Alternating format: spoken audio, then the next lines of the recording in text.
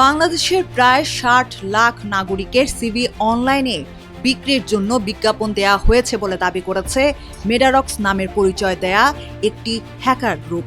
২৩ August ২০২৬-এ প্রকাশিত তথ্য অনুযায়ী darkforums.ru নামের একটি ওয়েবসাইটে দেয়া বিজ্ঞাপনে তারা এই দাবি করেছে। হ্যাকারদের বিজ্ঞাপন অনুযায়ী কথিত ডেটাবেসে রয়েছে চাকরি প্রার্থীদের নাম, মোবাইল নম্বর, বাসার ঠিকানা, ইমেল, শিক্ষাগত যোগ্যতা, কর্মজীবনের অভিজ্ঞতা এবং প্রশিক্ষণের বিস্তারিত তথ্য। তারা পুরো ডেটাবেসের একটি কপি $১,০০০ মার্কিন বিক্রির প্রস্তাব দিয়েছে। সর্বোচ্চ ৫ জন ক্রেতার কাছে এটি বিক্রি করা হবে বলেও জানানো হয়েছে।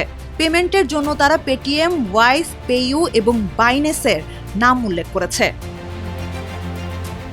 দেশের শীর্ষ চাকরির প্ল্যাটফর্ম বিডি জবসের ডেটাবেস থেকেই এসব সিভি সংগ্রহ করা হয়েছে। নিজেদের দাবির পক্ষে ১৪৮টি সিভির একটি নমুনা প্রকাশ করেছে মেডারক্স। সেই নমুনা বিশ্লেষণে দেখা যায় অধিকাংশ সিভির তথ্য তুলনামূলকভাবে পুরনো এবং বেশিরভাগ সিভি সর্বশেষ হালনাগাদ করা হয়েছিল ২০১১ থেকে ২০১৭ সালের মধ্যে। তবে অভিযোগ অস্বীকার করেছে বিডি জবস কর্তৃপক্ষ, জানিয়েছে তাদের ডেটাবেসে কোনো ধরনের নিরাপত্তা ভঙ্গের ঘটনা ঘটেনি। যদিও মেডারক্সের নমুনায় থাকা একাধিক ব্যক্তি নিশ্চিত করেছেন কয়েক বছর আগে বিডি জবসে নিজেদের সিভি আপলোড করেছিলেন তারা। বিডি জবসের প্রতিষ্ঠাতা ও প্রধান নির্বাহী কর্মকর্তা ফাহিম মাসরুর বলেছেন, ব্যবহারকারীদের তথ্য সুরক্ষাকে প্রতিষ্ঠানটি অগ্রাধিকার দেয় এবং প্রোফাইলে কঠোর প্রবেশাধিকার নিয়ন্ত্রণ রয়েছে। বিডি জবসে ১ লাখের বেশি নিবন্ধিত নিয়োগকর্তার অ্যাকাউন্ট রয়েছে, যারা নিয়োগের প্রয়োজনে চাকরি প্রার্থীদের প্রোফাইল দেখতে পারেন। তবে কোনো নিয়োগকর্তা এই তথ্য তৃতীয় পক্ষের কাছে শেয়ার বা বিক্রি করতে পারবেন না। এমন অভিযোগ প্রমাণিত হলে সংশ্লিষ্টদের বিরুদ্ধে আইনগত ব্যবস্থা নেওয়া হবে।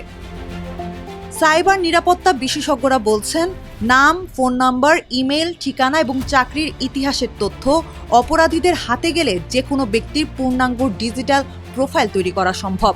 প্রযুক্তি বিশেষজ্ঞ এবং আন্তর্জাতিক অপরাধ ট্রাইব্যুনালের প্রসিকিউটর তানভীর হাসান জোহা বলেন, এসব তথ্য ব্যবহার করে লক্ষ্যভিত্তিক ফিশিং, ভুয়া চাকরির প্রস্তাব, পরিচয় চুরি এবং আর্থিক প্রতারণার মতো গুরুতর সাইবার অপরাধ সংঘটিত হতে পারে।